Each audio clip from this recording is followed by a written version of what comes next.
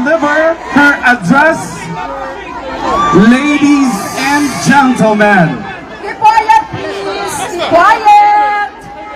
gusto niyo bang tutuloy ang programa?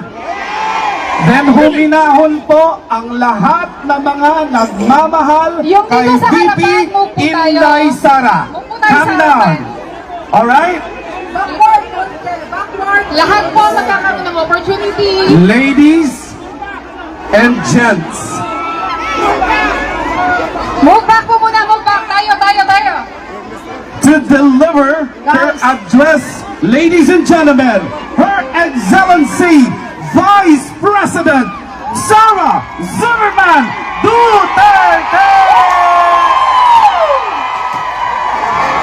Ibaba mo. Hindi. Hindi, baka matumba yan, mahina yan. Yan na lang, yan oh. Mahina, plastic yan. Mahina.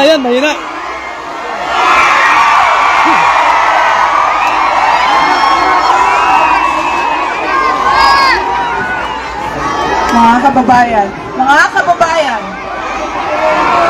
Assalamualaikum warahmatullahi wabarakatuh. Higpit! Umayong adlaw kaninyong Higpit! tanan daw. Opo ah. Higpit! Magandang araw sa inyong lahat. Meron lang po muna akong paalala para hindi tayo ma-excited at manggigil ngayong hapon na ito. Kasi nakita ko sobrang dami ng ating mga cellphone, camera, at iba't ibang pang-photo at video na gamit. Ibig sabihin, lahat gusto makakuha ng picture. Hindi, Sara, wala na kaming pakialam sa message mo, basta meron lang tayong selfie. Kaya, binigay ng organizers para sa ating lahat mamaya ang photo opportunity ng lahat. Isa-isa. Kaya, hindi kailangan mag-gigil. Oh, doon, galing eh. Habang merong nakapila para sa picture, ay gagawin natin mamaya. I love you, Ma'am! Mahal ko kayo. Maraming salamat sa inyong paanyaya sa akin na bumisita dito sa United Kingdom.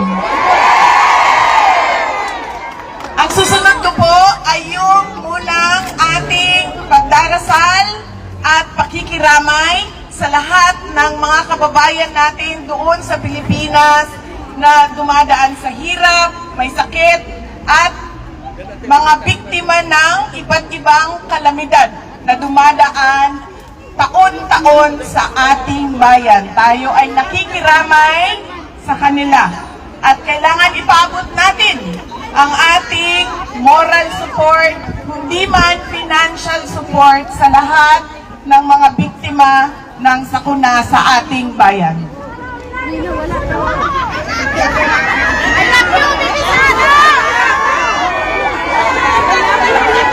Maraming salamat. Hindi.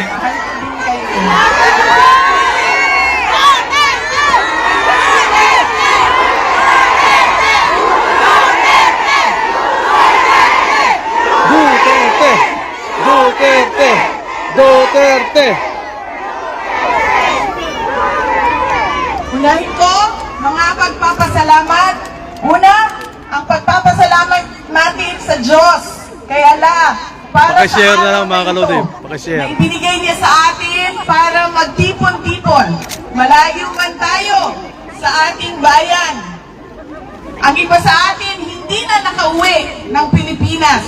Pero binigay niya sa atin ngayon ang araw na ito para ang mga Pilipino magsama-sama at ipakita natin ang ating galit sa nangyayari sa ating bayan ngayon.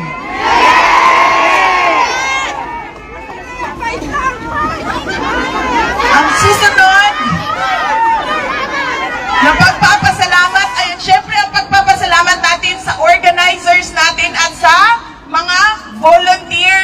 natin. Dahil kung hindi dahil sa kanilang preparation, sa kanilang organization, sa kanilang sistema, ay hindi natin magagawa ang ating programa ngayong hapon na ito. Kaya maraming salamat po sa itaas ang kamay mga volunteers, mga organizers. Maraming salamat sa inyo. Wala kami pala! Libre lahat! Lahat tayo, ma'am. Hindi pa yan. Lahat tayo hindi nakatanggap ng paleta.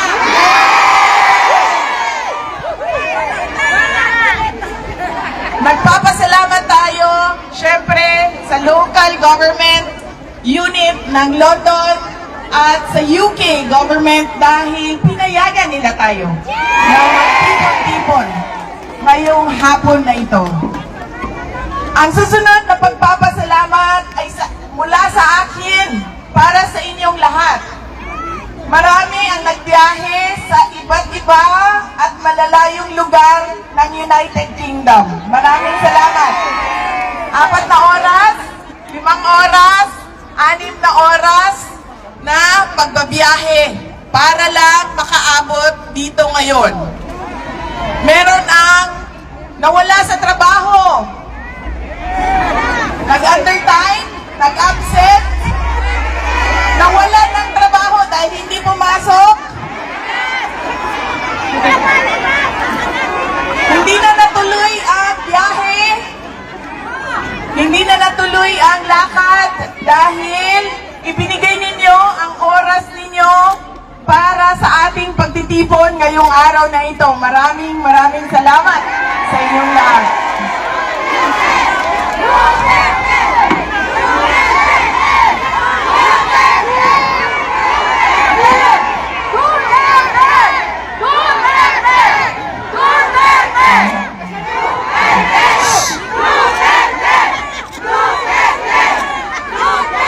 Marami ang na-hurt, nasasaktan kapag sinabi na bayad sila o bayaran sila o binayaran sila para pumunta dito.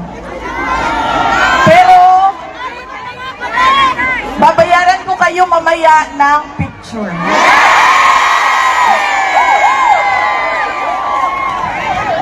Yung picture na yan, walang priceless yan. Priceless. Ang susunod na pagpapasalamat ay mula po sa akin at sa aking mga kasamahan sa Office of the Vice President sa inyong patuloy na pagtitiwala at suporta sa amin. Kahit na hirap yung opisina namin at maraming batikos at paninira sa OVP. Mula sa aming lahat, maraming salamat sa inyong mga kababayan namin.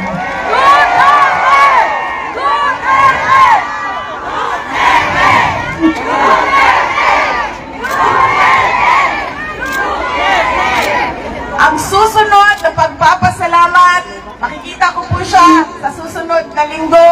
Mahal nating lahat at inaantay natin lahat ang kanyang paglabas at pag-uwi sa Pilipinas.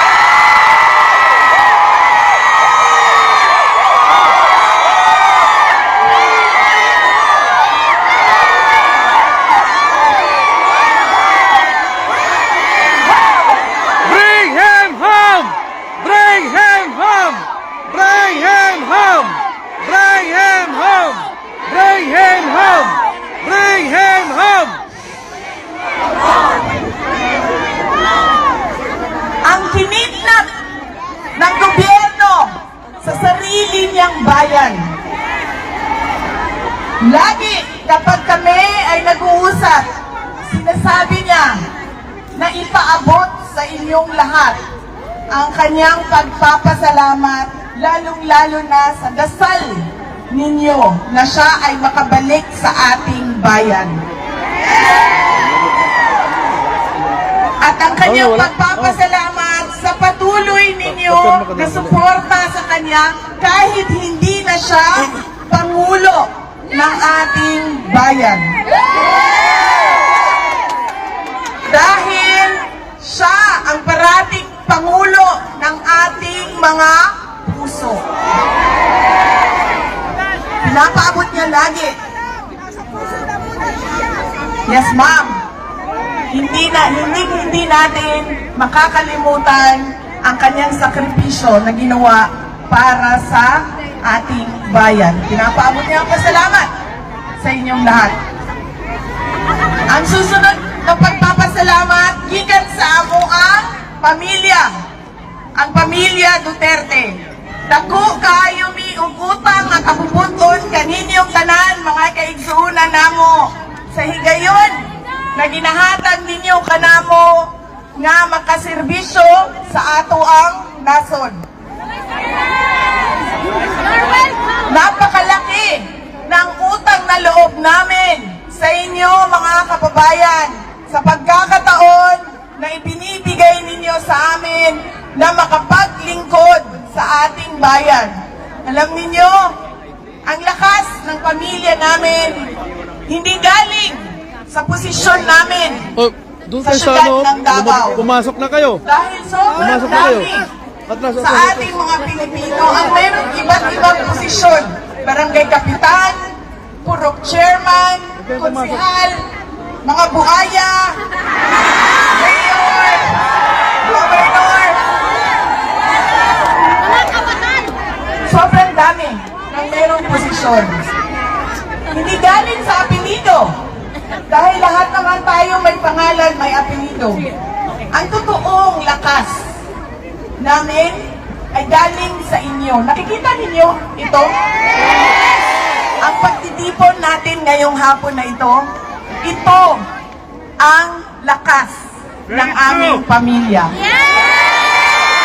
Kaya nagpapasalamat kami sa inyong lahat dahil hindi ninyo kami iniiwan. Noong hindi pa Pangulo si President Duterte, nandiyan na yung suporta ninyo. Nung naging Pangulo siya, buong-buo ang suporta ng taong bayan.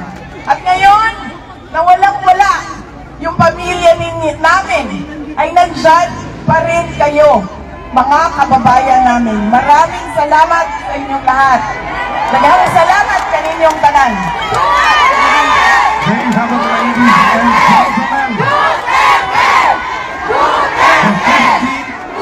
Vice President of the Republic of the Philippines. Sir, pasalamat pa lang, sugod pa lang to.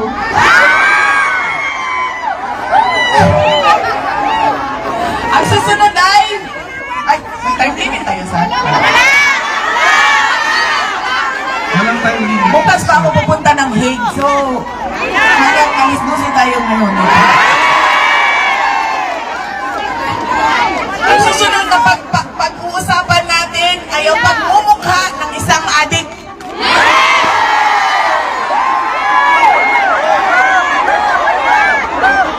Joke lang. May sana great threats. Ang susunod po ay ang estado ng ating bayan. Alam naman natin ang problema. Di ba nga, kaya nga kayo nandito sa ibang bayan. Kahit na nalulungkot na kayo, namingaw na mo sa inyong mga lugar kung asa mo gikan. Dahil maraming problema ang ating bayan. Hindi na natin pag-uusapan yung problema. Ang pag-uusapan natin ay kung ano ba yung gusto natin makita, maramdaman sa ating bayan. Ako po ay naging mayor. Napakasimple ng gusto ng isang Pilipino. Dahil hindi karamihan sa atin hindi naman pinanganak na mayaman. So ibig sabihin, ang gusto natin ay yung pinaka-simple na gusto ng isang ordinaryong mamamayan. Makapag-aral ng maayos ang ating mga anak. na may dekalidad ang edukasyon. Ngunit, kung nakikita ninyo, karamihan ng ating mga kabataan ay nasa public schools.